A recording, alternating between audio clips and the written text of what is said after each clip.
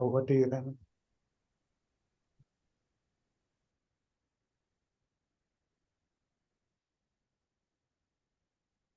Namaste and greetings. I, Remit Arora, researcher at IMPRI, Impact and Policy Research Institute, Prabhav Evam Niti Anusandhan Sansthan Nai Delhi, extend my warmest welcome to you all to IMPRI #WebPolicyTalk. We are gathered today for a panel discussion on right to information, RTI, and privacy, congruent or contradictory. This discussion is organized by the #IMPRI Center for ICT for Development, CICTD, as part of IMPRI #WebPolicyTalk series. I welcome all of you to this enlightening deliberation and thank you for tuning in to this discussion. Now let me introduce the esteemed gathering for today. Our chair for the session is Professor VIBHUTI Patel ji, visiting distinguished professor, IMPRI. We welcome you, ma'am. Thank you. The distinguished panelists for the session are Shri Shailesh Gandhi ji, RTI activist and former Central Information Commissioner, Ms. Anita Gurumurthy ji, founding member and executive director, IT for Change, Bengaluru, Mr. Apar Gupta ji, founding director, Internet Freedom Foundation, IFF, New Delhi, Advocate Dr. Shalu Nigam ji, visiting senior fellow, IMPRI. Welcome to all. We look forward to learning from our esteemed gathering. Now, without any further ado, let us start the program. It is my honor and privilege to invite Professor VIBHUTI Patel ji to start the program with the chair's opening remarks. Over to you, ma'am. Thank you, Ramat. First of all, I would like to express my heartfelt thanks to Dr. Arjun Kumar, Dr. Sini Mehta, Dr. Remit Arora, and whole IMPRI team for organizing this panel discussion when people are in the Diwali fervor and this issue is so mind-boggling and serious. I think we have got very good response. Welcome, Shri Shailesh Gandhi ji, Ms. Anita Gurumurthy ji, Shri Apar Gupta ji, and Dr. Shalu Nigam ji. All four stalwarts who have deliberated upon this issue thoroughly and examined pros and cons and thereby demystified the term quote-unquote privacy. As citizens, we understand that while RTI increases access to information, the right to privacy protects it instead. The right to information is a fundamental right under Article 19(1) of the Indian Constitution. In 1976, in the Radnarayan versus State of Uttar Pradesh case, the Supreme Court ruled that right to information will be treated as a fundamental right under Article 19. Right to know is a basic indivisible form of democratic polity, and this right includes right to acquire information and disseminate it.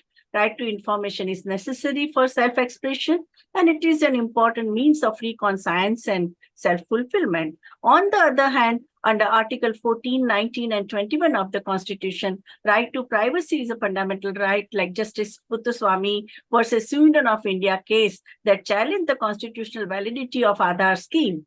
As a result of this case, when revealing information under RTI, government must guarantee that it doesn't jeopardize the individual's liberty and dignity. As per RTI Act 2005, which accepts the right to privacy by restricting disclosure of the information which interferes with privacy of any individual unless it is required for a greater public good. Now the questions arise that what questions cannot be asked under RTI?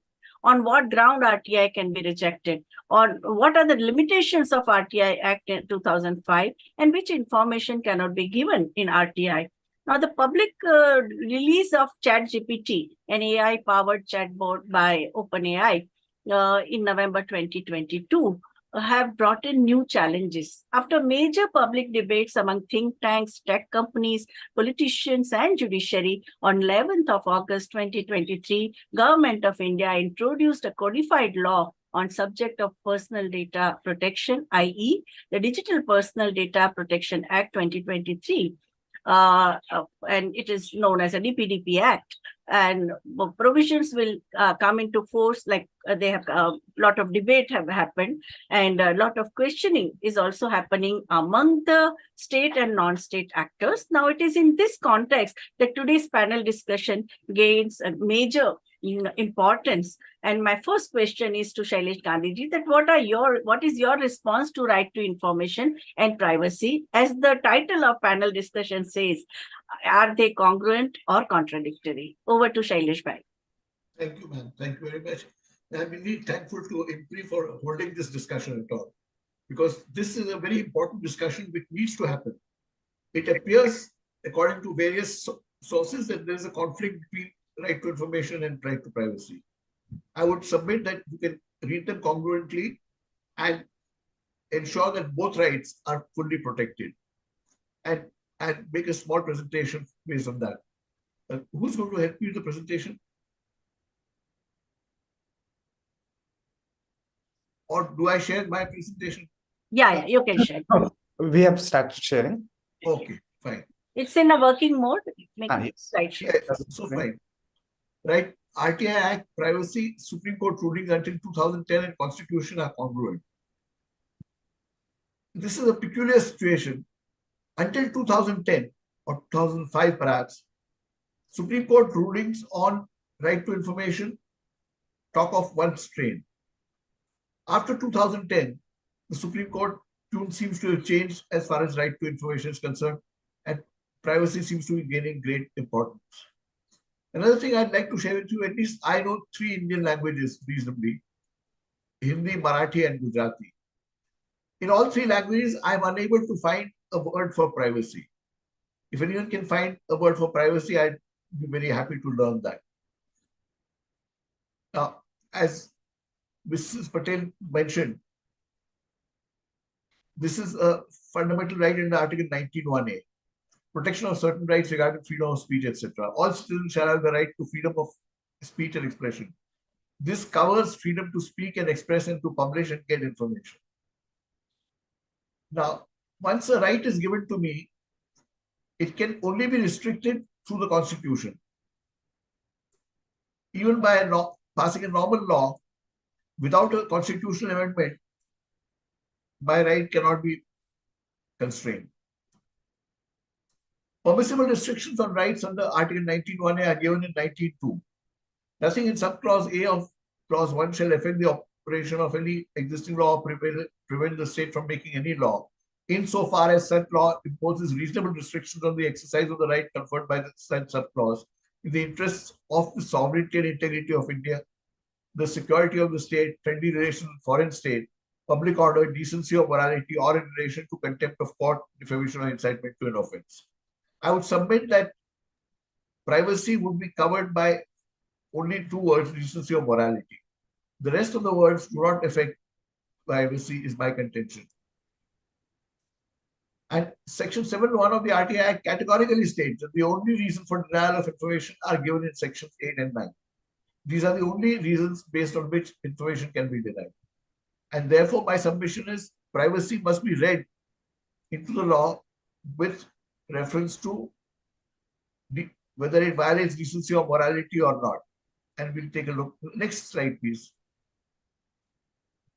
Now, Section 8(1)(j) exempts information which relates to personal information, the disclosure of which has no relationship to any public activity or interest, or which would cause unwarranted invasion of the privacy of the individual, unless the PIO is satisfied that the larger public interest justifies the disclosure of such information, provided that the information which cannot be denied to Parliament or state legislature shall not be denied to any person. In reading Section 8(1)(j), all conditions will have to be looked at carefully, which is not happening in many cases nowadays. Information would be denied if it was personal information, but just being personal information, it would not be denied. Parliament was careful to understand that this would be too wide an exemption, and disclosure has no relationship to any public activity or interest, or it is unwarranted invasion of the privacy of the individual. I would submit public records are the consequence of a public activity. Why does government have any information regarding me unless it's regarding to a public activity? If it's a private activity, there's nothing on record. In fact, one retired famous jurist of India asked me, he said, Mr. Gandhi, by this logic, you are saying that you can ask what I ate in lunch today? The answer to that is very simple. RTI is to do with records. So if there is a record in the government showing what you ate in the afternoon, probably government paid for it, and therefore it's a public record. Alternately, if you paid from your own pocket, there's no chance of this being on public record, and therefore there is no issue about disclosure. But what is privacy? After the Puttaswamy judgment, privacy has become a big facade, if I may put it like this. And most people with power or the elite of the nation are more in terms of saying everything is private, information regarding them should not be shared. The Puttaswamy judgment is a huge judgment, over 550 pages, if I recall correctly. It does not exactly specify what is privacy. So how is a poor government officer to decide what is privacy? This is the question that is becoming a conundrum for people practicing transparency and privacy. However, this may be given if larger public interest justifies disclosure, provided that the information which cannot be denied to the parliament or a state legislature should not be denied to any person. In my opinion, therefore, a person who denies information under Section 81J must say this is personal information, it has related to a public activity, and it is invasion of privacy of the individual, and that he would not give it to parliament or state legislature, he would deny the information. This has been put because if something violates privacy, violates decency or morality, it should not be given to parliament, because if you give it to parliament, it becomes absolute public knowledge. Therefore, this clause was very, very carefully crafted by us when framing the act. We wanted to safeguard the individual privacy and yet ensure that all personal information does not get barred, because otherwise that would be a huge problem. There would be no transparency. Next slide, please. Now, I mentioned Supreme Court judgments before 2000, before the RTI Act came into being. And Mrs. Patel mentioned the Justice Matthew judgment, which is the first Supreme Court judgment that I am aware of that spoke of privacy, right to information for everything except things concerning national security. That was a very wide scope, and subsequent judgments have narrowed the scope but have defined the scope. Kharak Singh said any right to privacy must encompass and protect the personal intimacies of the home, the family, marriage, brotherhood, procreation, and childbearing. So it gave some kind of boundary to what constitutes privacy. Gobind versus State of MP, any right to privacy must encompass and protect the personal intimacies of the home, the family, marriage, motherhood, procreation, and childbearing. R. Rajgopal, I find, is a very logical judgment given by the Supreme Court, in which the ratio is defined as a summary to all the findings, and this is how it is being specified. A citizen has a right to safeguard the privacy of his own, his family, marriage, procreation, motherhood, childbearing, and education, amongst other matters. None can publish anything concerning the above matters without his consent, whether truthful or otherwise, as a laudatory or critical. Once a matter becomes a matter of public record, the right to privacy no longer subsists, and it becomes a legitimate subject for comment by press and media, amongst others. We are, however, of the opinion that in the interest of decency, an exception must be carved out to this rule, which is a female who is the victim of sexual assault, kidnap, abduction, or like offense should not further be subjected to the indignity of her name and the incident being publicized in press / media. In the case of public officials, it is obvious right to privacy, or for that matter, the remedy for action for damages is simply not available with respect to their acts and conduct. Next slide, please. All these judgments of the Supreme Court, which were before the RTI Act was enacted, fairly clearly laid down what would constitute the domains of privacy. Though we did not have a codified RTI Act, it recognized that citizens, the default mode of right to information is all information belongs to citizens and must be shared with them, except a few exemptions which have to be in line with the Constitution, is my submission. Now, Section 41B of the RTI Act expects a lot of information to be published suo motu. The monthly remuneration received by each of its officers and employees, including the system of compensation as provided in its regulations. So the salary of a public official must be suo motu published. The manner of execution of subsidy programs, including the amounts allocated and the details of beneficiaries of such programs. How much subsidy was given to somebody, how much pension was given, what are the beneficiaries of such programs, particulars of recipients of concessions, permits, or authorizations granted by. DOPT Office Memorandum of 15 July 2013 said all transfer orders should be publicized through the website or in any other manner listed in section 4/4. And what is very peculiar, some of you might be aware, but some of you may not be aware, this is precisely what the Supreme Court judgment in Girish Deshpande in RK Jain and Canara Bank has prohibited, saying transfer orders shall not be shared with citizens, which is very unfortunate. Next slide, please. In Girish Deshpande, which is a landmark judgment, in my opinion, which is contradictory to the Constitution, is now forming the golden rule for denying information. In the Girish Deshpande judgment, the Apex Court held that copies of all memos, show cause notices, and orders of punishment, censor assets, income tax returns, details of gifts received by a public servant are personal information as defined in clause J of section 8(1) of the RTI Act, hence exempted and cannot be furnished under RTI Act. No reasoning was given as to how it falls under section 8(1)J. The performance of an employee officer in an organization is primarily a matter of the employee and the employer. And normally these aspects are governed by the service rules which fall under the expression personal information. Who is the employee and who is the employer? The employer, I would submit, is the citizens of India. And therefore they have a right to know about all matters regarding the conduct of a public servant with respect to his job. The details, further, the judgment says the details disclosed by a person's income tax returns are personal information which stand exempted from disclosure under clause J of section 8(1), unless it involves a larger public interest and the public information officer is satisfied that the larger public interest justifies the disclosure of such information. The very important proviso 2(8)(1)J, provided information that shall not be denied to Parliament or state legislature shall not be denied to a person, has been not even mentioned in the judgment. It is as if it's forgotten. No reasoning or explanation how the court came to this conclusion. This judgment contradicts R. Rajgopal ratio and ADR PUCL.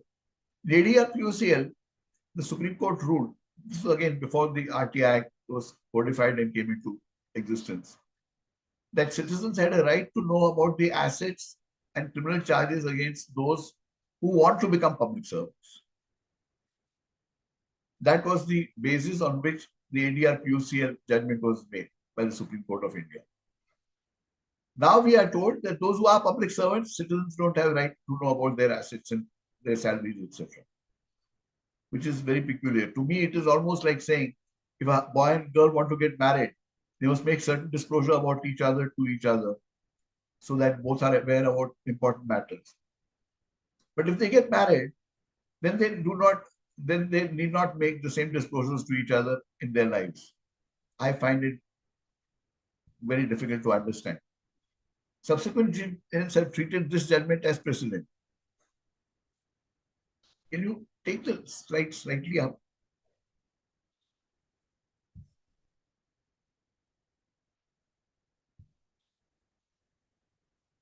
In my opinion,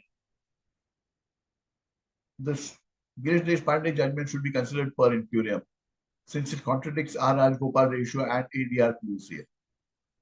Subsequent judgments, nearly 4 or 5 subsequent judgments of the Supreme Court, have, without any argument, without any discussion of the law, taken recourse to Girish Deshpande and said that this all personal information is exempt, which is certainly not the law, certainly not as per the Constitution of India, and this violates the Constitution as well as the RTI Act itself. Next slide, please. Next slide.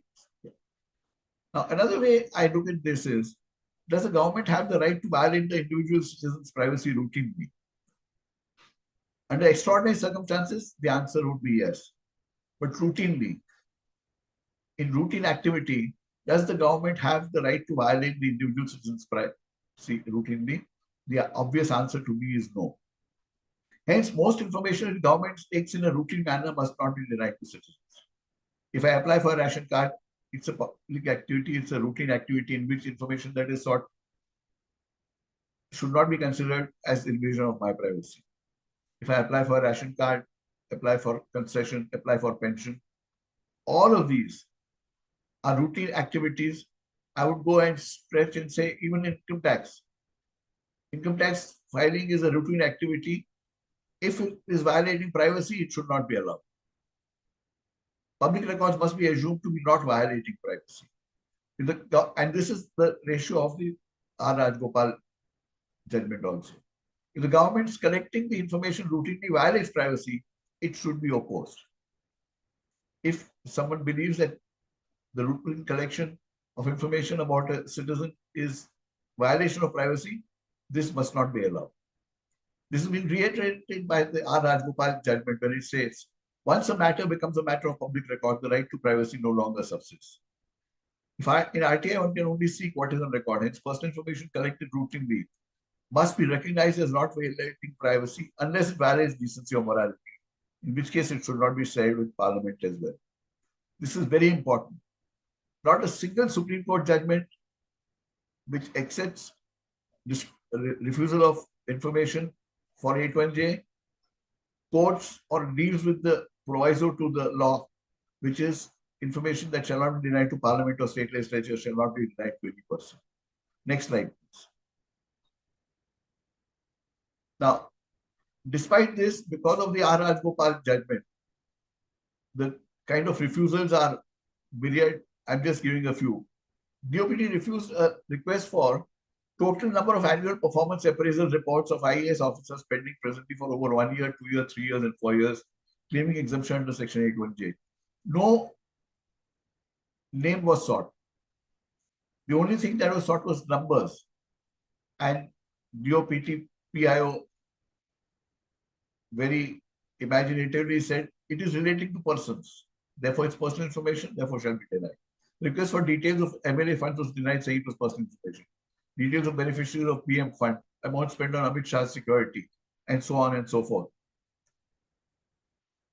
One of the major gains of the RTI movement was, and the RTI Act was, that it would help us to curb corruption. Our normal systems do not work. Most countries abroad in the Western democracies do not have vigilance departments in government departments. We have vigilance department in almost all government departments. That doesn't work. So we have an anti-corruption bureau. That also doesn't work. So we have a Central Bureau of Investigation. वो भी काम नहीं करता है. So we impose a CVC, a Central Vigilance Commissioner. That doesn't work. So we now have a Lokpal burning 20 to 30 crore rupees a year, delivering nothing. Citizens are the best monitors of corruption. And if you want to curb corruption, we've got to interpret 81J correctly, failing which it becomes an open-ended thing saying, please go ahead with all your corruption and you will not be caught. Next slide, please. Now, what has happened is that Digital Personal Data Protection Bill Act has talked of amending the RTI Act 8.J, thus, and exempts information which relates to personal information. They've removed all the rest. What I've put in red and had a strike through, all this is removed. They've at least recognized that the judgments being given by Supreme Court and orders being given by commissions and PIOs were not as per the law. Now they are trying to make it as per the law. All personal information shall be exempted. That will make it a right to deny information. And person in the DPDP bill has been defined as HUF, society, company, state. Almost everything can be covered under the region of personal information. and can be denied. Will make it a right to deny information and RDI. DPDP Act must not override RTI Act Section 38.2. 38.2 talks of overriding all existing laws. If it overrides the RTI Act, then also there is a serious problem, because various things will have to be tested to see whether it is from part of DPDP or RTI Act. Our submission is RTI Act 8.1J must remain as it is, must be properly interpreted, and should not be overridden by the DPDP Act. Next slide, please.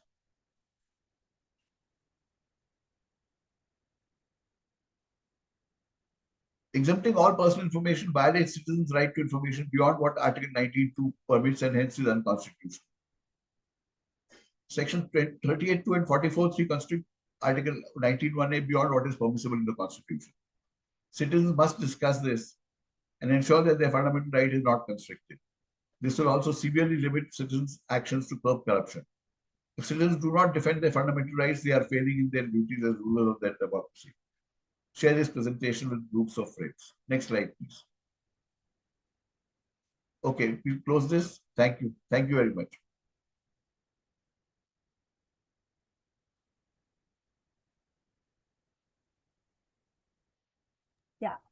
Thank you, Shailesh Gandhi ji, for very important presentation you made, and mainly about the fortified RTI Act. How does it curb the right to information of the public? And you also showed that how the state is denying important information in so many cases that you also cited. They were very important. Now I would like to come to Mr. Apar Gupta, and I would like to ask that your organization, Internet Freedom Foundation, is committed to advance liberty, equality, fraternity, social justice in digital spaces. What are your views on both the RTI Act 2005 and DPDP Act 2023? When IFF has filed over 24 cases in Supreme Court of India, as well as in the high courts of several states in India, can you share some of the highlights of these cases? And do state and non-state actors need to adhere to SOPs with regards to application of artificial intelligence and robotics? So these are the three questions. You can just choose which one to answer first. Yeah. Thank you so much, Professor Patel, for inviting me for this panel discussion today. I'm picking up from Mr. Gandhi's comments on the interplay between the RTI Act and the right to privacy. I think some of this draws from my own past work, given that I was associated with IFF. I've transitioned just a week back, and I'm only there in a governance role. But reflecting on that work, it does provide me the experience to comment on the interplay between the right to information and the right to privacy. But before I get into that, I would just like to provide a wider perspective on where the RTI Act stands today in terms of its implementation. And I think this is important for us to consider, given that the RTI Act, I think a month back, completed about 18 years of existence. And if you look at a report which was published around this by the Satark Nagrik Sangathan, which has members who are part of the NCPRI, they indicated there's a wider lack of implementation, as well as concerning distressing signals around how the RTI Act is indeed being implemented. This stems from mass vacancies, where 7 posts are vacant at the level of the Central Information Commission, where there are only 4 commissioners who are working. The credentials, suitability of persons also appointed for their positions of commissioners have also been called into question on individual appointments. There are about 3.21 lakh appeals pending with the commissioners. At the current pace, it's estimated West Bengal will take about 24 years and a month to dispose of an appeal filed on July 1st of this year. And with over 41,047 cases pending, Karnataka will take 1 year and 11 months to clear them. And it's stated that governments are not caring to appoint commissioners to the CIC and state information commissions in time.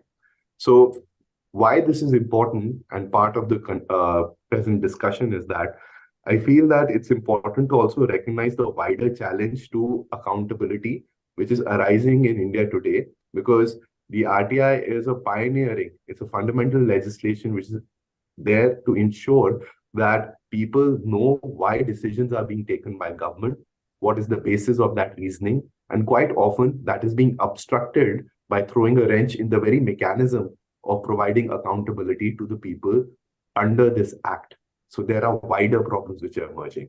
Now, in this context of the political economy of the day of today, let me now come to what is the interplay between the RTI Act and the fundamental right to privacy. So I was one of the lawyers who was involved in the Justice Puttaswamy litigation, which emerged from the mandatory imposition of the biometric entitlement project. At least at that time, it was an entitlement project called Aadhaar. And one of the core principal objections to Aadhaar was that you're making it mandatory as a necessity for a person to identify themselves in an authenticated manner to avail an entitlement which they are guaranteed as per the very basis for which the Indian Republic exists. Our society is unequal. Everyone doesn't come from the socio-economic status that we are, owning computers, laptops, being able to participate in Zoom meetings. Most of the people are poor, illiterate, and now you're forcing a technological burden and a filter on them, which will result in exclusion.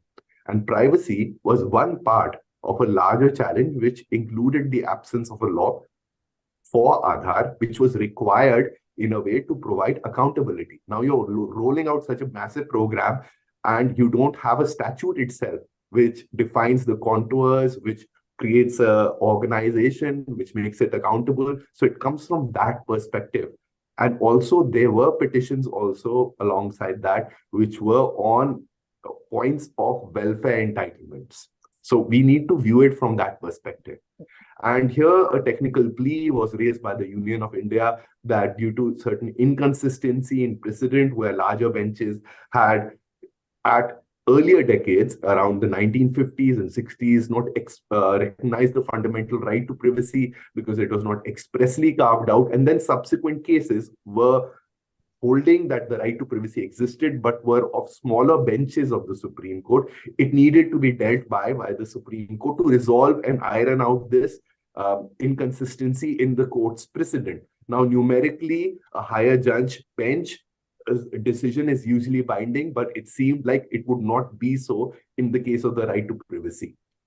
What happened was in the Justice K.S. Puttaswamy judgment, if you read at least the opinion of Justice Chandrachud, there are repeated references to the Right to Information Act. In fact, he says the Right to Information Act has the protection of privacy. So he's drawing from the Right to Information Act at certain places as a basis in statute for the right to privacy to support his argument that the right to privacy is essential to a well-functioning democracy to ensure there's individual liberty. And individuals at the heart of the Constitution of India. For individuals also can make applications for the right to information. You don't need to convince others to make a right to information application. You can do it by yourself. And in the same way, the state can't over a certain threshold violate your privacy. Now, informational privacy is only one facet of privacy. Privacy is a wider concept under the Justice K.S. Puttaswamy judgment. I won't get into that, but it includes facets of gender, identity, sexuality, diet, religion, caste, etc., etc., etc. It's a wider concept of autonomy, personal freedom, of dignity, as the court has articulated it. Now, based on this decision, immediately there was a high amount of concern, and it was foreseeable, given the political economy as I've described it, amongst activists who have worked on transparency, the NCPRI. And people who were involved in the case around Puttaswamy judgment, and also their relationships with these same networks of social activists, came together and in fact organized a campaign which was called the Save Our Privacy campaign, which is an online campaign to solicit signatures and also look at what are the complements and also the points of friction which arise.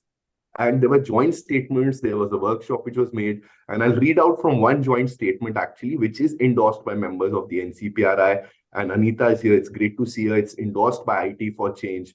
So this essentially stated when the Justice Shri Krishna committee was formed, was an anxiety that you are going to use privacy to damage the right to information, but both these rights are actually complements in ensuring there are high levels of accountability on government and democratic rights are maintained. So I'm reading this out. There are 4 bullet points in this statement, and it's stated as a statement of solidarity within the civil society amongst those promoting the rights to information and privacy. The following resolutions were passed. The citizens' right to information and privacy are both fundamental rights under the Constitution of India, and the state must protect and promote and fulfill both these rights to further democratic values and protect constitutional freedoms. There is a need for legislation on privacy and data protection in order to adequately protect the privacy of citizens, and the protections in such law should be oriented on the rights of natural persons and extend against both state and non-state actors. Third, this legal framework for giving effect to citizens' right to privacy should emerge from a pre-legislative consultation process so that the relevant legislation incorporates concerns of a wide set of stakeholders that such law will inevitably affect. Neither the recognition of the right to privacy nor the legislation of a privacy and data protection law requires any amendments to the RTI Act. The legal framework for privacy and data protection should be complement the RTI Act, in no way undermine existing statutory framework that enables citizens to use transparency for holding power structures to account. Now, subsequent to this statement, this Justice Shri Krishna Committee did come out with a draft data protection law, and it, to our disappointment, did actually suggest amendments to the RTI law. And to this, there was another joint statement which stated, and I'm reading out a short portion here. After a legal analysis, this short paragraph comes in conclusion: neither the recognition of the right to privacy nor the enactment of a data protection law requires any amendment to the existing RTI law. We therefore reject the amendments proposed to the Right to Information Act 2005 in the Data Protection Bill 2018 drafted by the Justice Shri Krishna Committee.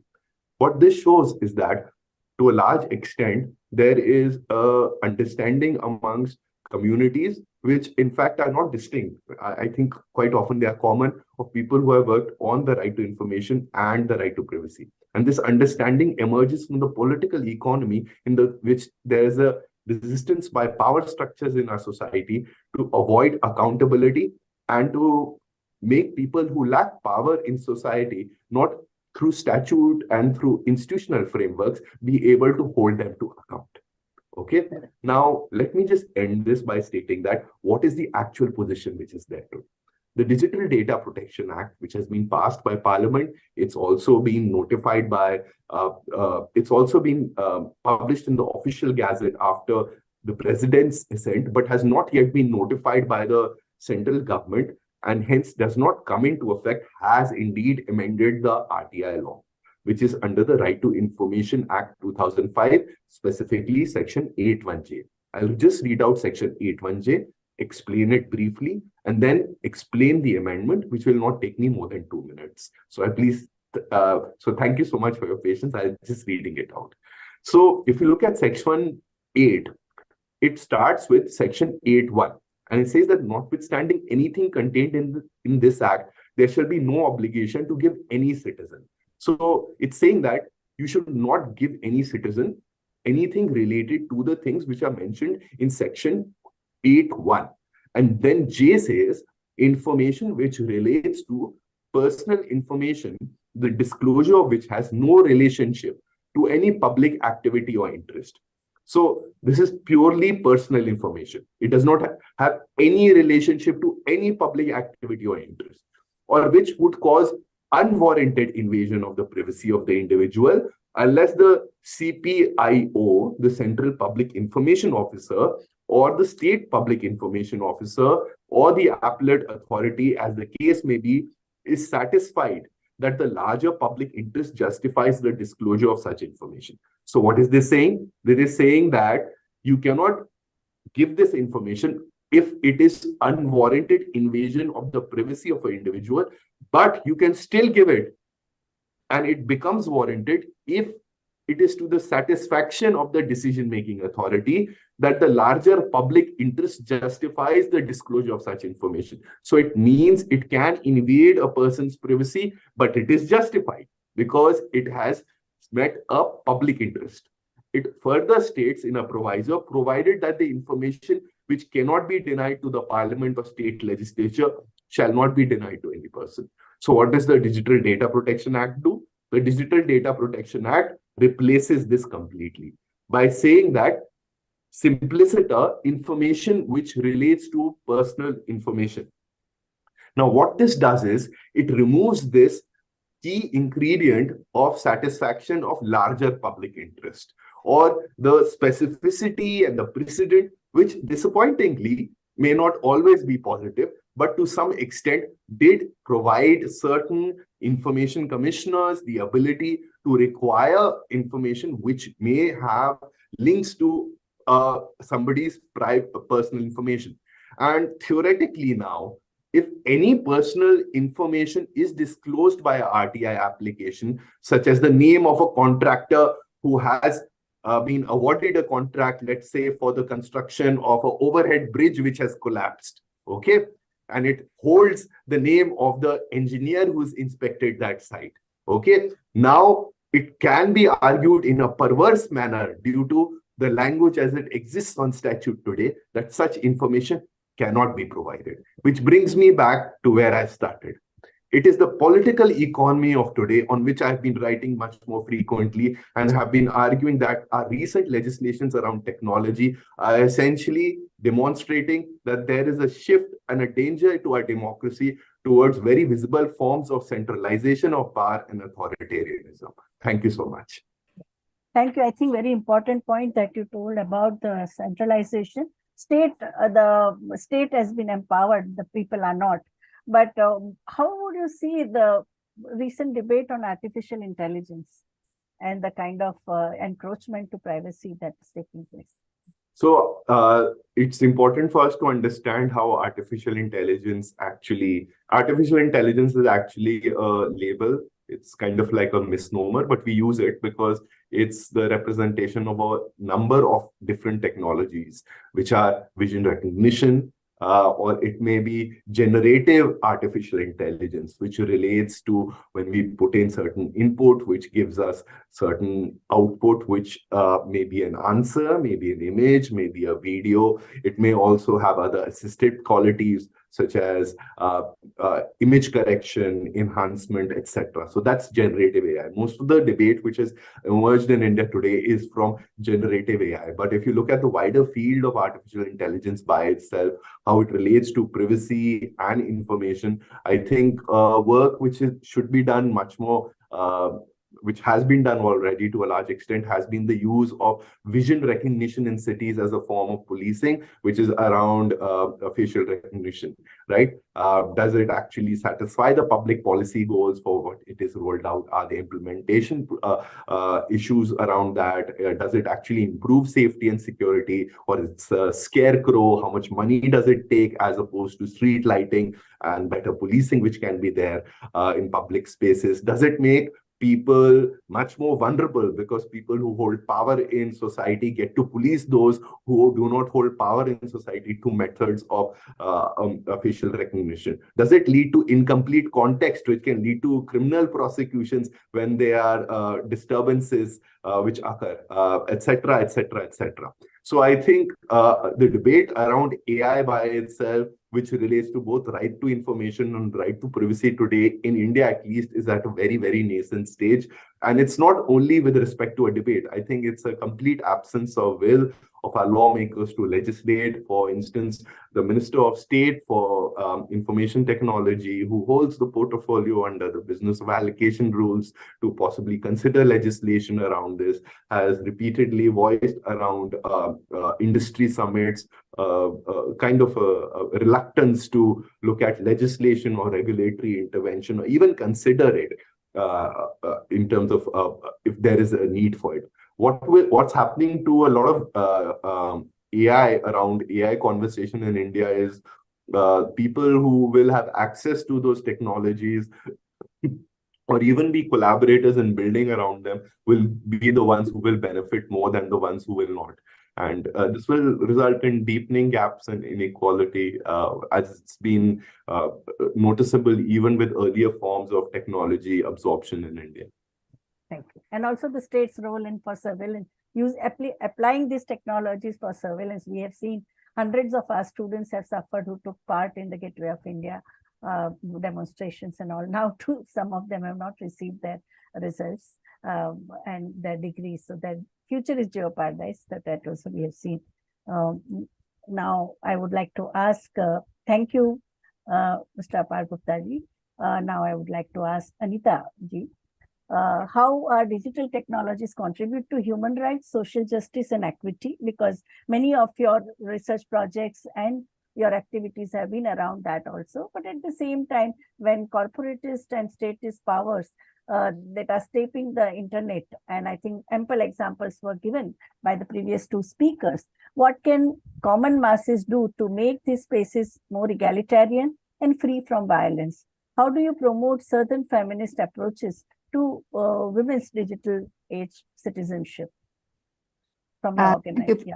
Thank you, Professor VIBHUTI Patel. I think it's an honor to be here, and also for the very, very illuminating talks. Thank you, Gandhi, Shailesh ji, or thank you also, Apar. I really found it very riveting and very informative. And what I'm going to say is going to just complement what has already been said, but indeed from also being a sociological observer of technology and its trajectory in the Indian context, I really want to unpack this on lines that have already been done, but to also show exactly the thesis that Apar laid out so well in terms of what's really happening to democracy. And in some sense, democratic values are very, very pluralistic, and, no one thing can make democracy. And so even seeing the right to information and the right to privacy as values in conflict may simply not be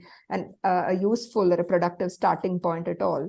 So I think one thing that ties both these rights together is the principle of contextual integrity of information itself, and indeed, information as a right and privacy as a right. Actually, both are glued by the ideas of autonomy, right? The freedom that you seek cannot come to you without the freedom to express, and the freedom to express contains the freedom to seek information so that your expression is relevant to public discourse. And privacy indeed is not just a very limited right. It has many dimensions, including of physical, informational, decisional autonomy. So autonomy in that sense is very, very useful to understand this. And of course, the digital context is one really that complicates things. Theoretically speaking, it's possible to break out of the private domain and participate in the public space. You might, a few years ago, maybe a decade ago, we did a research of immigrant domestic workers in Asia. And we found actually that many of them in different countries meet in public parks because of the mobile phone in order to assert locally their right to organize. So it's truly revolutionary, right? Because you are in the private space of the home performing your public role as a worker, but you're fragmented and isolated, and you really need a public park to actually come and assert your private right to association, right? So very interesting. And these contradictions start coming up in the digital society. And so to seek information, to share experience, to deepen democracy through pluralistic views is, I think, possible or plausible in the information society.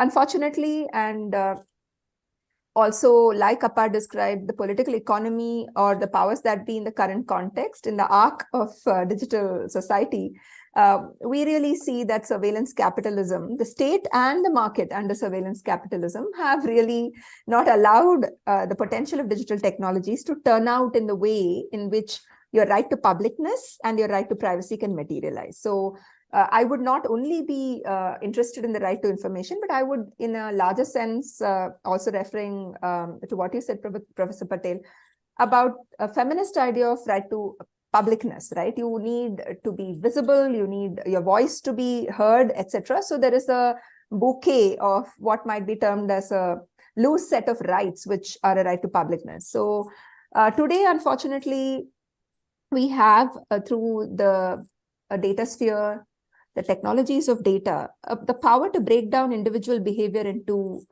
isolatable data, which then in the form of aggregate data allows the centralization that both the speakers have spoken about, which makes control possible, right?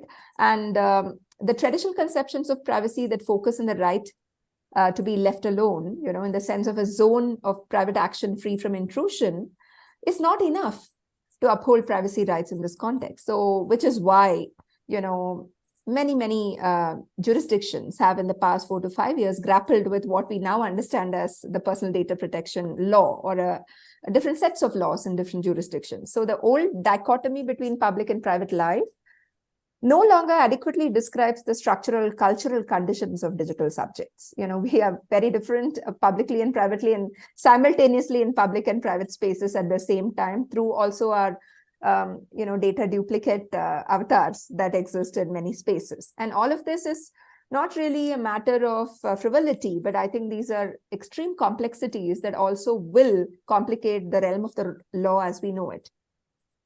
What is public about us is not even known to us, and this is relevant, as the previous speakers rightly said, not just for you and me, but for people who really are so disenfranchised that they don't even know where data about them and where realities and truths about them are being constructed for social control. So that the fact that the wherewithal to determine your zone of privacy no longer exists with you, no longer is available to you, is really the scary part. Because if I could build my house, build my room, and sit inside it, or retire in the Himalayas, it's one thing. But if I don't even know who else is observing me at this point in time, whether as as Apar pointed out, through a remote sensing object, or even in the form of aggregate data sets, which is constructing realities about me that is unbeknownst to me, then we are talking about a very complex situation. Conversely, the public participation of individuals is not really able to establish a pluralism. We are not really seeing a public, or, that's a public sphere that's truly, diverse, where marginalized subjects are allowed to vocalize dissent, So in some ways, the datafication process we are seeing is contaminating the public value of our information spaces and selectively managing visibility.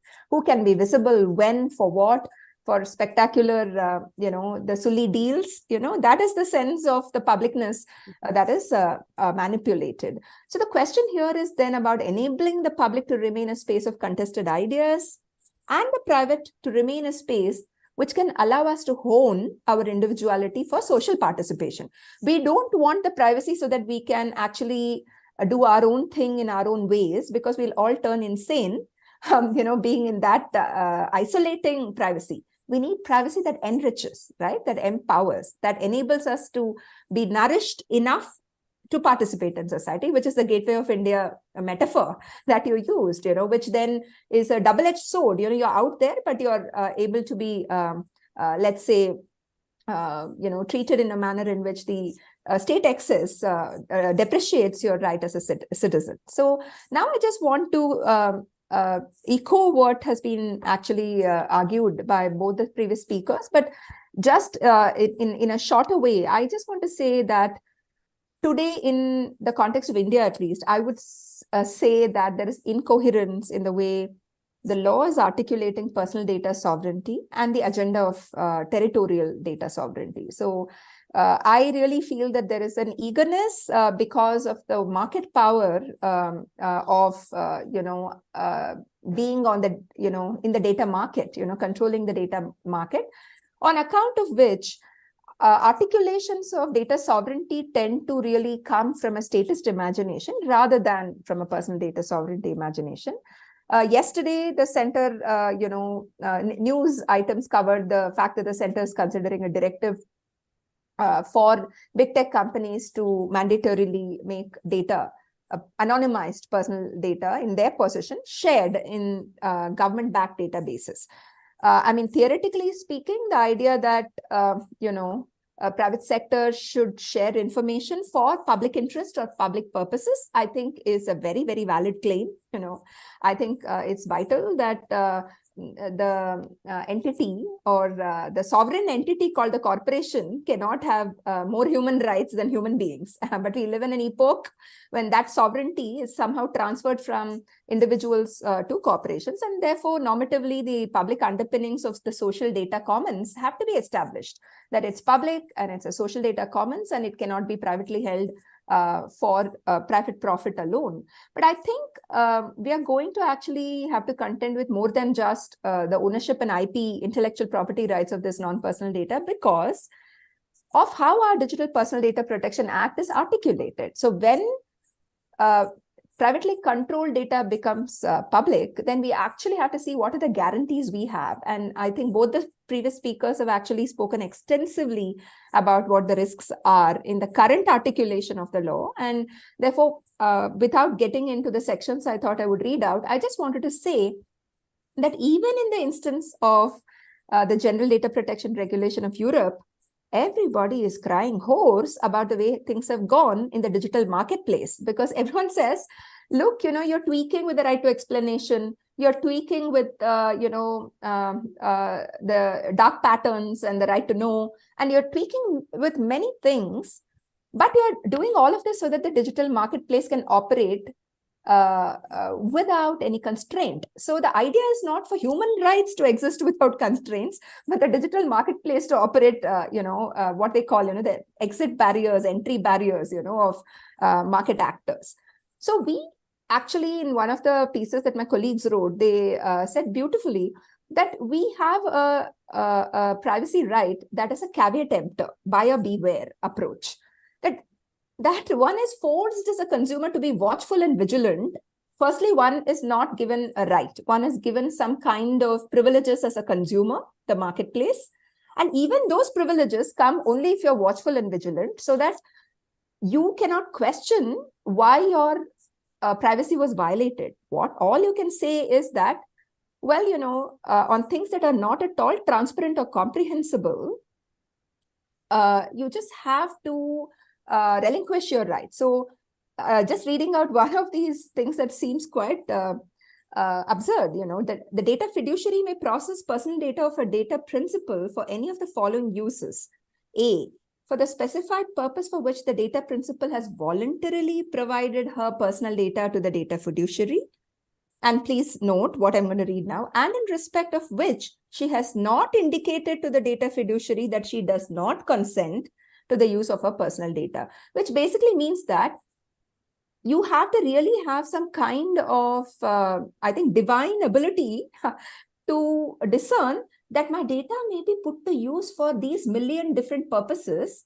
And in anticipation, you have to decline your consent. I mean, this is impossible when, the data market operates in a way as to bring out what they call innovations to seduce us, to manipulate us, etc. So we are in a situation where there is no de facto baseline of privacy. Rather, the law empowers the breach of privacy except where explicit consent is specified as not available. So you have a very limited right. You can say, I don't want this, I don't want this. You can't say, I do not subscribe to this in toto. You have to be very specific. And I think this is a crisis not only for individual autonomy.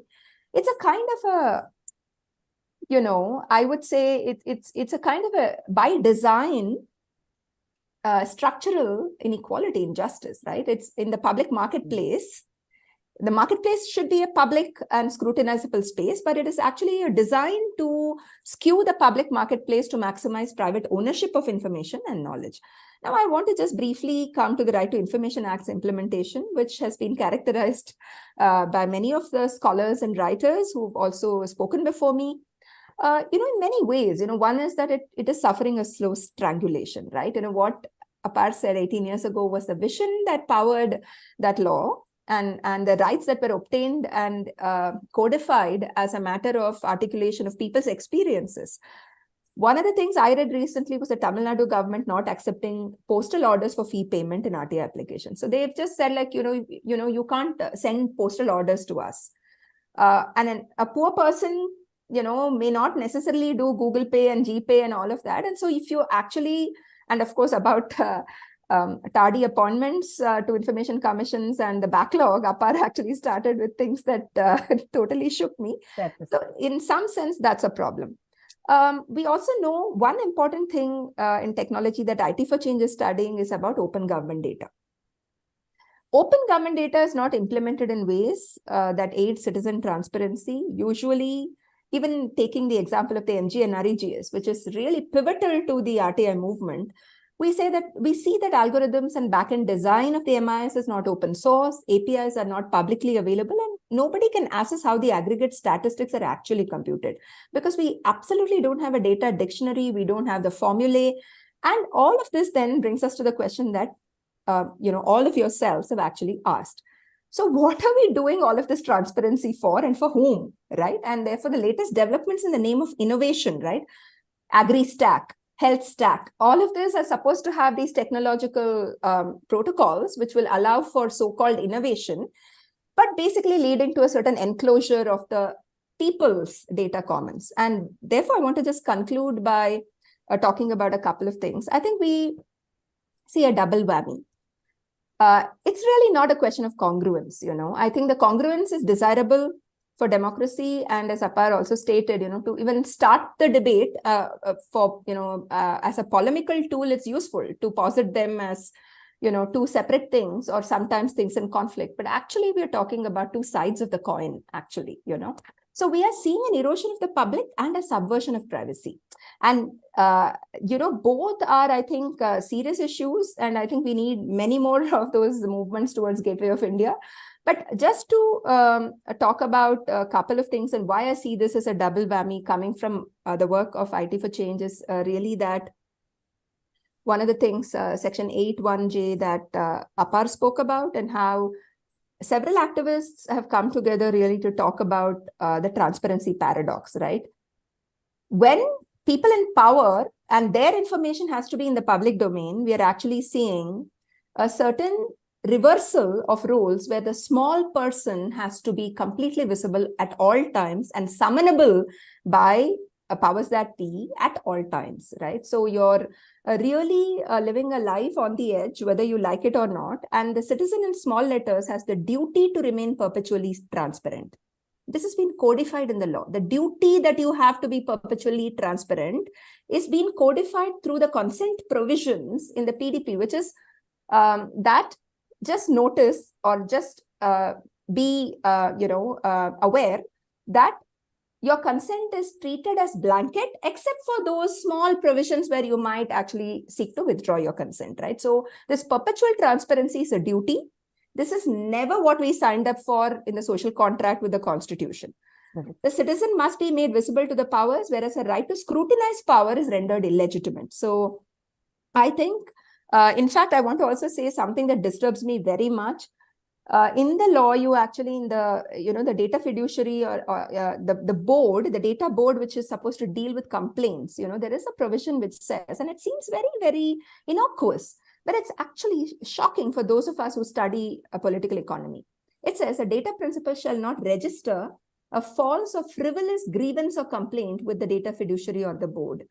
The imagination that the citizen of the country will go and take up the time of the data board, because our complaints will be frivolous, and the penalization by calling out this kind of thing is a public accountability gap. And therefore, what I really want to also emphasize and close with is to say that those powers in the market and state that are aggrandizing control of the public space, we really have to watch out for. And this, I think, is why privacy is important to information, and why information is important to privacy is something I want to just conclude with. So this is a democratic transition. It requires a re-articulation of our rights, and it requires a new reading of constitutionalism. Case law is very important because our constitution is a living document. The deepening of democracy and its associated publicness, which is the ability to speak truth to power, is about the right to information. But very ironically and beautifully, it's also about the right to privacy, because the idea that you can, in an era of tech-mediated community, you can cultivate association without fear. So that's why it's important. Now, conversely, the deepening of the personal space we need, the inviolable space that we can retreat into without intrusion, which feminists have called a room of one's own, cannot materialize without a right to privacy that's commensurate with the data economy. But this is also about safeguarding the public, an idea that concerns openness, transparency, coexistence, debate in a manner that genuinely leads to democratization of information. Privacy cannot materialize with the best of laws if we do not challenge the marketplace of digitalization in which both state power and market power are implicated. Thank you very much. Yeah. Thank you. I think from the point of view of feminist perspective, it has been extremely enriching experience to listen to you. My other serious question is about the gender-based violence and the recent debate on the deep fakes. And government of Ministry of Information Technology has also now passed a circular, and they said that as per the Technology Act, Information Technology Act 2020, Section 66D, the impersonating online is illegal and action is so. To what extent can we, as citizens, curtail this use of technology and this which is used for say perpetuating gender-based violence and misogyny both? Yeah. I think that it's notable that a bunch of people have already moved the Bombay High Court on this Rule 3I 2C of the IT Amendment rules. These developments that we're talking about, where it's possible to actually approach, for the state to approach the intermediary and tell them to take down content because it has been deemed through a fact-checking unit of the state to be false or fake, right? So the developments in the law are important because we're not only talking about information here or the right to information, but we're talking about truth. Who can be purveyors of the truth and whose truths count. And in that regard, and also linked to the question that you had for Apar about artificial intelligence, I think deepfakes are, one of those unfortunate ways by which we are seeing the trajectory of technologies take us into a space of falsehood and contamination of the public sphere, the perpetration of hate, the presence of material that can ignite, the kind of violence and violative actions that we see in the public sphere. I think it's a complex debate, and I do follow a little bit the debates that are, and contentious debates in Europe, also misinformation-related laws that are in process in countries like Brazil. I think a careful approach is needed. We need independent institutions. We certainly need the intermediary to, self-regulate and be transparent about the ways by which they can, put out metadata, about things. And certainly, I think the role of the state in safeguarding, I think, the rights of people, not, my right to free speech cannot become, your unfreedom, right? Because my right to express myself cannot violate your space. And therefore, I think deepfakes present to us this kind of conundrum, which have to, through investments by social media intermediaries, result in, I think, advanced technology, which will result in some kind of internal policies in the corporate realm that are also transparent, put out, the nature of those things put out. I don't think, content takedowns or easy solutions like that should be resorted to, and certainly not of the manner in which the intermediary liability law, intended change of rules, not in that direction at all. But I do want to say that every change that is brought about by artificial intelligence or digital technologies that are indeed a larger bundle will require careful public deliberation. I think we cannot rush, but we do need to start the debate, and we should have started it yesterday. Yeah. Well, only after Bollywood personalities were affected, the debate has started. While husbands and ex-boyfriends and live-in partners have been using this technology to be in a very, very misogynist way. Just in 20 seconds, I wanted to give an example. I recently spoke to the Minister of Digital of Taiwan, Audrey Tang, and she is herself a feminist activist. And she said that they've done a simple thing. Because of the metaverse, Web 3.0, there's a possibility that you can use different avatars. Shah Rukh Khan can come in and promote a product. But if somebody says that Shah Rukh Khan has been promoted by a company in order to actually do, let's say, anti-democratic things, and the notice has been given to the corporation to take down that particular avatar, then the onus is on the company to do so. Because if the company doesn't do that, then the law will certainly take down that content. So in some ways, we have to gear up for the metaverse and the new frontiers of technology. And I think a careful calibration to keep up the democratic space is important. I wanted to give this example. My last question to you is that you have UN consultative status for ECOSOC. So what are you doing at a global level to bring changes? Because these are most of the issues, all of them are global. And yeah, I think more of us can do things at the global level. I think it's very exhausting. We're all I think holding the line, pushing the line, and we're doing it in our own spaces. Every space is extraordinarily valuable. The university space that you have served for so long, the official bureaucracy that Shri Gandhi has served for so long, Apar, who has, as you rightly pointed out, so many cases, and some of the advocacy that an organization like mine is doing at the global level. I think in the coming 2 years, the World Summit on the Information Society, which was a soft law, which came into being in 2003, is going to have its +20 review in the UN, right? So in 2025, it's going to come up for review because there'll be 20 years of this agreement among member states of the United Nations. I think a kind of groundswell is needed for us to organize around it, articulate what kind of society we seek. Because you're very right, norms at the global level become extremely important so that we are not necessarily only developing norms through the OECD, the G7. These are clubs, and usually the laws of these clubs then prevail over the rest of, the global democracy. So I think it's important for every country and the civil society of every country to take part in these global debates. Yeah, thank you. Now my question to the Shalu Nigamji, who is a practicing lawyer, and can you discuss some of the landmark cases in the various courts, Supreme Court and High Courts, right from 2005 till the date? Yeah, thank you so much for giving me this opportunity, and thank you for IMPRI for organizing this conference. So I'll just start by. But the thing is that when you're the last presenter, already so many things have been said. So maybe it may be a kind of repetition, at some point of time. But I'll just bear with me. So I'll talk about RTI and the data protection law, a legal perspective. And already it has been said that how RTI is a part of Article 19(1)(a) Constitution of the Constitution is being interpreted to formulate Right to Information Act and to provide for transparency and accountability, and right to privacy. We have heard in all the three other presentations.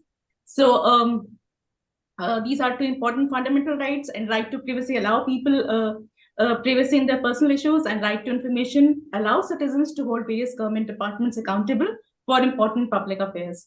So, but the conflict comes in when these rights, when there is demand for access to personal information held by the government bodies. So, RTI Act itself, it has clearly defined, some of the information, disclosure can be restricted under Section 8, and if you see Section 8(1)(e), it already talks about information available to person in his fiduciary relationship. Unless it satisfied the larger public interest, such information cannot be disclosed. Section 8(1)(g), it talks about disclosure that in case if person's life is endangered due to physical safety, in that case, information can be disclosed in certain situations. In terms of Section 8(1)(h), the information about process of investigation, if in the cases in prosecution, if it is required, and Section 8 Clause 2, it clearly says that a public authority may allow access to information if public interest in disclosure outweighs the harm to the protected interest. And Section 8(1)(j), we are hearing about that, and how data protection law Section 44(3) it override this clause. So I'll just skip this reading this section again. But yeah, blanket ban is being imposed on personal information under the data protection law.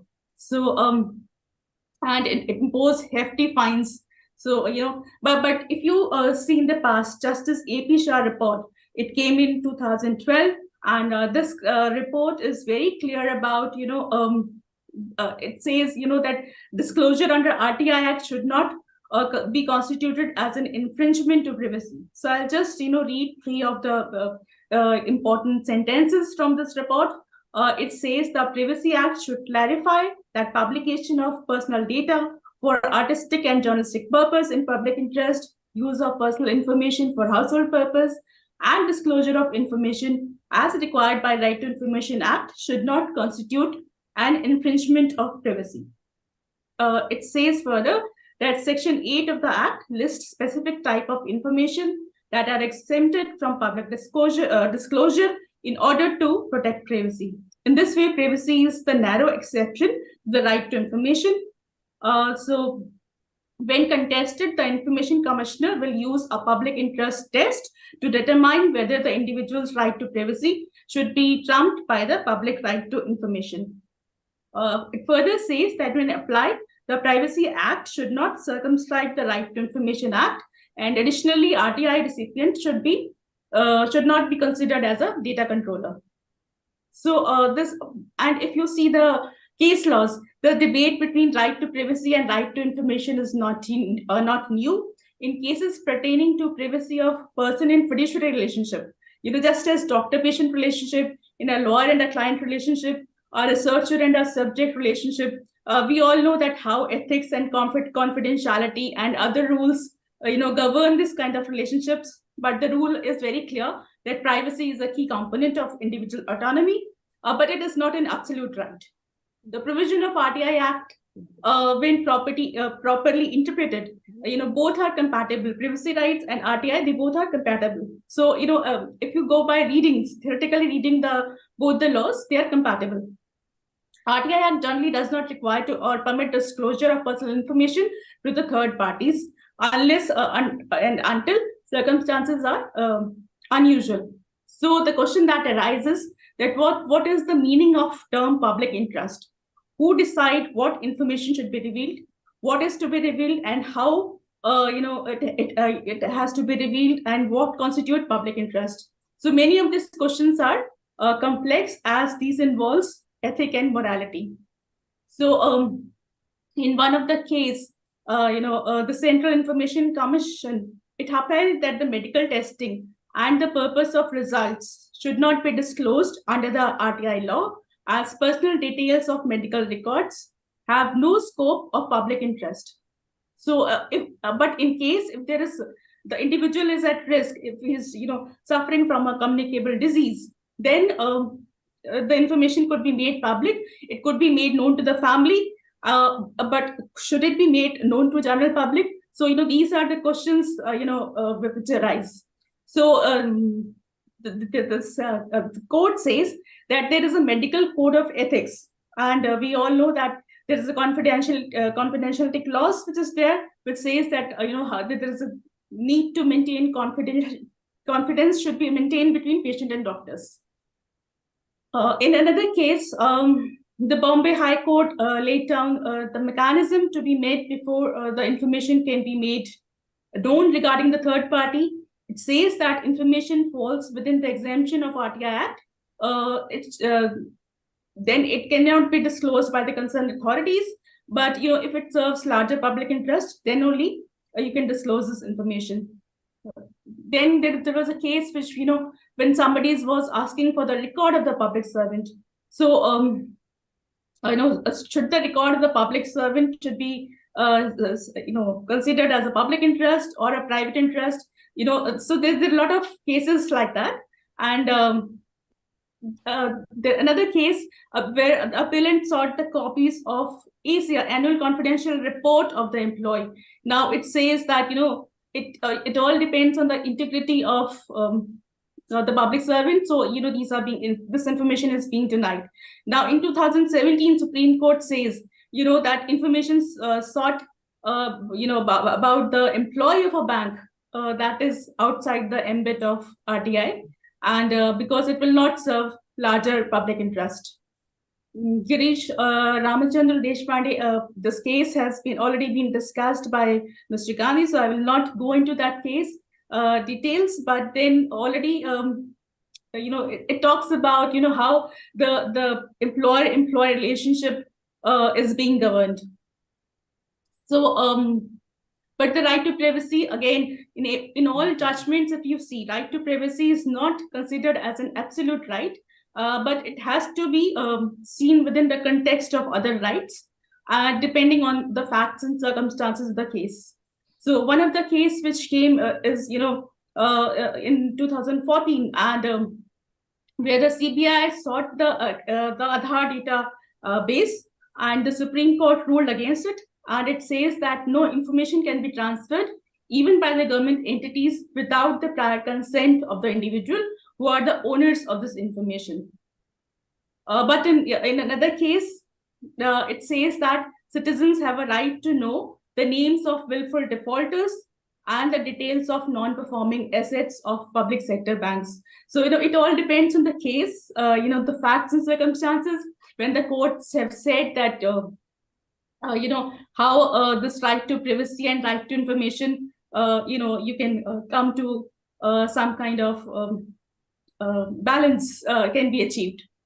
In Aadhaar ke judgment, again, we have already discussed that. But yeah, again, the dissenting judgment by Justice Chandrachud, it says that allowing the private entities to use Aadhaar numbers will lead to commercial exploitation of personal data of individuals, and without their consent, it could lead to individual profiling. So the Supreme Court, in many cases, it has held that the fundamental right to privacy cannot be construed as an absolute, but the public interest thing, that becomes important. So in various cases, the courts have said that the public authority records could only be disclosed when there is a public interest which is being involved. So the term public interest, which is coming again and again, and it has a huge scope, and it is balanced in terms of right to information and right to privacy. These are the cases which are saying in terms of citizen surveillance and state accountability. What we have seen is that the biggest spyware is being used in past few years. How citizens are being surveillance is being used. So we have spoken about the facial recognition technologies used by the Delhi police to investigate the riots cases, and there is Criminal Procedure Identification Act, which was made in 2022, which talks about data collection as well as retention of biological and personal data. Again, this has to be looked into. Again, the digital ecosystem, or the earlier presenters have said that they are talking about digitalization of personal data. So again, we have to see that how this data will be used, and this case of how a particular community is being targeted using fake online auction incident. This case has to be again seen in the context of data security. So what are the measures which have been used by the state for check and balances in case of citizen surveillance? We have seen the Citizenship Amendment Act and the protest which took place after that. And in Uttar Pradesh administration, they have displayed banners in the city of Lucknow talking about the details of the protesters, and all kind of details are being made public.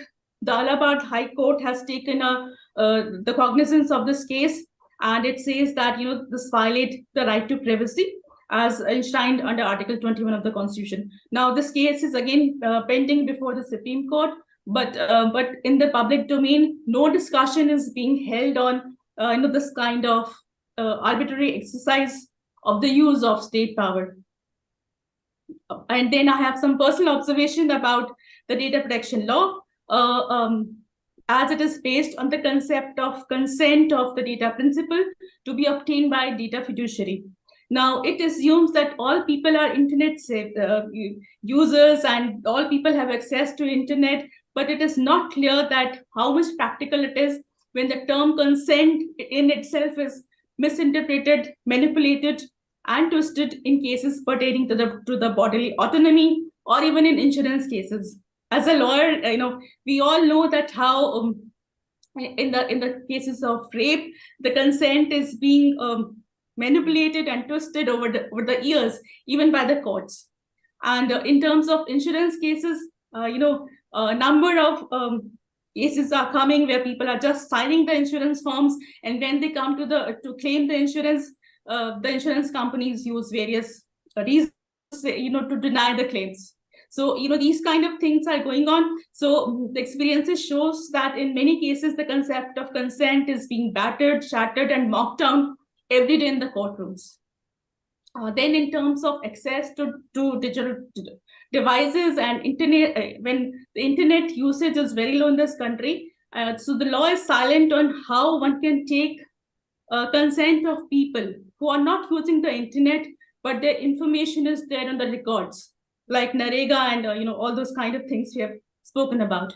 Then again, the definition of consent is limited. Nothing is being said about punishment to the data fiduciary if he is obtaining the consent by the use of force or fraud or misinterpretation. So what is the way ahead? What I see is that right to privacy and right to information both are fundamental rights, and the courts have somehow worked to and even otherwise it should be we should be protecting the rights of the citizen, and we should be making the state, corporate sector, and businesses more accountable. So ensuring that there should be a system of check and balance in cases relating to protection of citizens from arbitrary power, that should be there. We need to brainstorm on laws and policies on issues such as citizen surveillance, data breach, commercial exploitation of personal data on various business platforms. Again, the awareness and sensitization about the citizens about their personal data online and offline. When this the data is being misused, at various e-commerce, cryptocurrencies, and all other things are coming. I am receiving WhatsApp messages every day about become a part of cryptocurrency and all, which I really don't want to, but then they're just forcing me.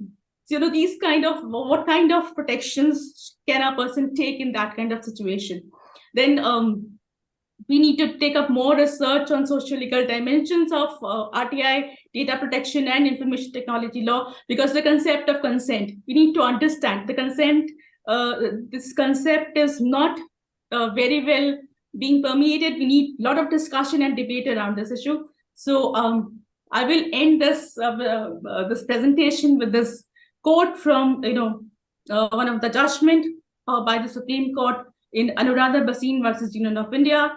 And it says that liberty and security have always been at loggerheads. The question before us is, do we need more liberty or more security?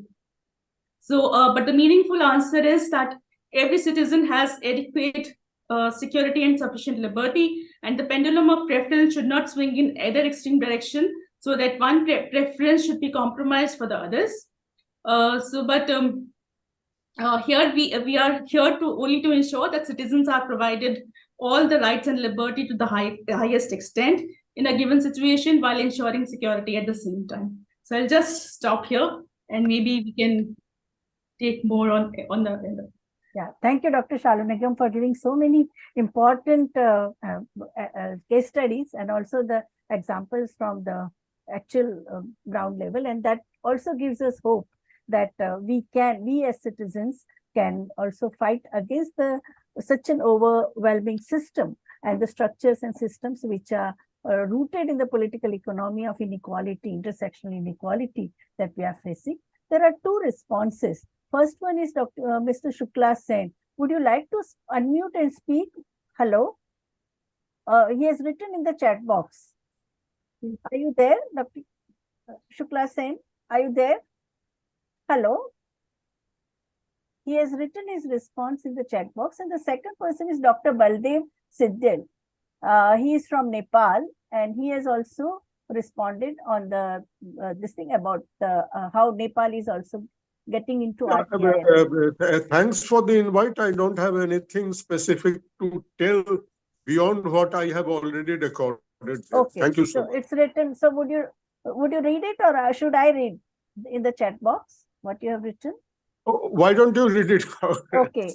So Shukla Sen says that what has to be in this context kept in mind is that both quote unquote privacy and quote unquote transparency have two sides. I think that also came up in your presentation also. One, the right, whether transparency or privacy or of individual vis-a-vis the state and vice versa. Puttaswamy had filed his case in, In the context of Aadhaar. Aadhaar, yeah. Aadhaar was apprehended, would make individual unduly transparent to the state. The individual vis-a-vis state aspect must be on the top of our collective mind. We have as a rule to strengthen the individual vis-a-vis state. Yeah, that I think all four emphasize. Whether in terms of right to know or right to privacy, that has got to be bottom line. Even then, conflict arises between interest of privileged individual and commoner. Then it is a who must bat for. Then he also says the Apar has shared a paper. He has shared the link of the paper on open knowledge. And after that, I think Dr. Baldev, would you like to speak about your experiences in Nepal? Are you there? Hello? Hello? Okay. Hello. Yeah, please go ahead. Yeah. Yeah, the program is very interesting, and the right to information must be from southern to people, and that I mentioned. Sometimes the media and the media personality, they exaggerate the thing. What is going on at at the community level, and if they exaggerate the thing, and if the track distorts, then it would be difficult for the government and the community the control to control the very situation that is happening and how such a type of practice could should be listened that must be addressed in certain law regulation that is usually frequently usually find in most of the South Asian country, I think Yeah. and in the name of right to freedom, the people should not move on either side crossing the I mean the norms and values that people have to think of it. This is my opinion. Thank you very much. Okay, thank you very much. Would any of the panelists would like to speak in the final round? Tushar bhai, would you like to respond? Hello. Would you like to speak, or should I give the concluding remark? Hello. I think this discussion should be carried forward. Yeah. Okay. Yeah. And yeah. The way it is being positioned just now, yeah, the courts and everybody concerned with power, yeah, is that the right to information is losing its power completely. Yeah. Yeah. That I think is a very concerning thing. Yeah. And in the name of privacy, right to information is becoming a larger and larger territory. Correct. Dr. Shalu Singh, Nigam, would you like to give your comments finally? What we can do as a democratic rights people, civil liberties activists, and concerned citizens? Yeah. Yeah, I think we need to, debate about this issue about the right to information and right to privacy. Both are important, but then we have to talk from the citizens' perspective. And, when we talk about citizens, both the rights need to be protected. So, we have to obtain a balance between these two. And basically, we have to reach out to the citizens. Common citizens have to understand, what are the implications, because sometimes, even the Google or WhatsApp or Facebook, they change their privacy policy. Sometimes, we people also, we don't read, through the entire terms and conditions. So, in that case, if we are talking, going on the grounds, how will you explain this, policies, how this privacy is going to affect you in different social media platforms? So how can we simplify this? How can we, reach out to people? So all these things need to be discussed and debated and to be sorted out, especially in the country like India, when we have, population which is majority of population is somehow away, not talking about the global discussion yet. But at the ground level, we have to talk about all these issues, and so that is something which is my concern, which I want to raise right now. And Mr. Apar Gupta, what is your this action agenda or the way forward for the participants? I think it's what's already been highlighted. I'll just like to emphasize why public awareness is more important. It's that there has been a survey which has been done by Common Cause and Lokniti CSDS from 10,000 respondents across 12 states, and it's come out with shocking findings that people support mass surveillance, people support, at the same time, people are scared. 2/3 of Indians are scared about posting their social, political, and religious views online. And yet at the same time, they support unaccountable police powers in the digital realm. And it's reminiscent of how hostages feel when their captors are there. So I think we need a renewal of values, which requires broader mass mobilization. I think the vehicle towards that will essentially be through the political parties of India. Sorry, I don't know why people don't say it, but that's the primary vehicle for at least ensuring that there's popular mass mobilization, right? Historically, that's been the route. Yeah. Even for the RTI movement, there was some level of cooperation at the state level in Rajasthan, in Jharkhand, from people who are associated with political parties.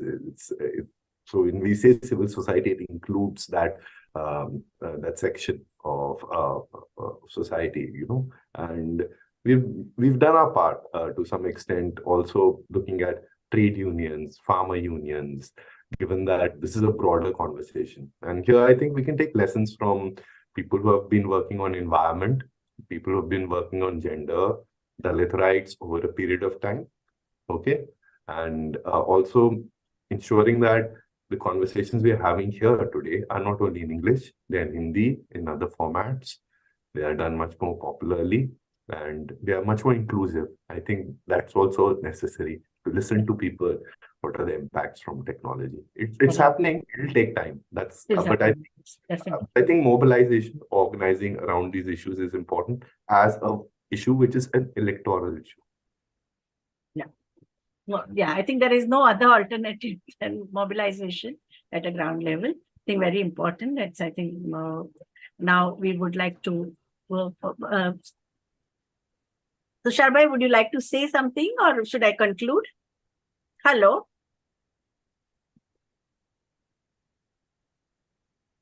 Hello. Hello. Tushar bhai, Shailesh bhai, would you like to say something? Oh, thank you, ma'am. Thank you. Okay. Yeah. So now I would like to conclude and say that, okay, all four speakers, they have had a very, very important interventions in terms of what we are facing today, that Privacy Act, which empowers the state, and the Act grants power to government to exempt itself and its agencies from most requirements of Act on certain grounds such as sovereignty or integrity of India or security of the state, which are taken from Constitution of India and are cited by Supreme Court of India as the grounds on which privacy rights of the state are institutionalized. But what about people's privacy? Does it empower citizens as per the privacy principles that an individual's personal data should only be collected and used with the consent? And I think Dr. Shalonigam also brought in a very important reality in which the powerless person's consent is never taken, or it is just construed as being taken, but when that person is totally powerless under threat. So defending right to information as well as digital rights demands multifaceted action towards laws and public policies, engagement with our elected representatives in the legislative assemblies and parliament, litigation and community engagement, and mass digital literacy. I think that is also very important because digital connectivity is also very important. People are facing the consequences of digital technology when they themselves don't have access to it. So our panelists and their organizations are renowned for demystifying this complexities of implications of technology and empowering the people. And the diligent advocacy for constitutional rights, free speech, net neutrality, and privacy are extremely important for deepening of democracy that we have understood. Currently, the discussion is about the deep fake, which create misinformation spreading. They are also coming up with the corrupt practices which are affected the elections that we saw even in the many European countries, and even in USA, the debate took place. Cyber terrorism, digital and corporate frauds, online obscenity and pornography, which is being discussed very hotly in India recently, hate speeches, fake news, online defamation, identity theft, virtual forgery, all these things are very important concerns of 21st century citizens, not only in India, but globally. And when it comes to Section 16 of DPDP Act, integrating citizens' trust into the social contract of data is most important. Retired Justice B.N. Shri Krishna had rightly cautioned, and I quote, the provisions granting exemption to the government and government bodies from all sections of the law in the Digital Personal Data Protection Act 2023 is a cause of great concern. And I think that's what all the four speakers, they highlighted. And I think it was a very enlightening discussion. And I thank all four of them from the bottom on behalf of IMPRI and on behalf of myself. Now, I request IMPRI team to take over. Yeah. Thank you, ma'am. As we come to an end of today's discussion, I, Remat Arora, researcher at IMPRI, Impact and Policy Research Institute, would like to propose the formal vote of thanks. On behalf of #IMPRI Center for ICT for Development, CICTD, I would like to thank all of you for attending today's deliberation. A panel discussion on right to information, RTI and privacy, congruent or contradictory. We are grateful to our chair for the session, Professor VIBHUTI Patel, our esteemed panelists, Shri Shailesh Gandhi, Mr. Anita Gurumurthy, Mr. Apar Gupta, and Advocate Dr. Shalonigam, for taking part in the discussion and enlightening us. We thank all our participants who have raised pertinent questions and actively participated in today's deliberation. We are grateful if you're watching us later on our YouTube channel or listening to us on our various podcasts or reading our publication. You may also find more thematic events and book discussions under IMPRI Web Policy Talk series. We hope you continue to join in the future to our IMPRI Web Policy Talk and Web Policy Learning. Wishing you a good evening. Thank you.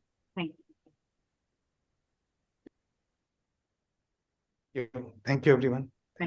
Thank you.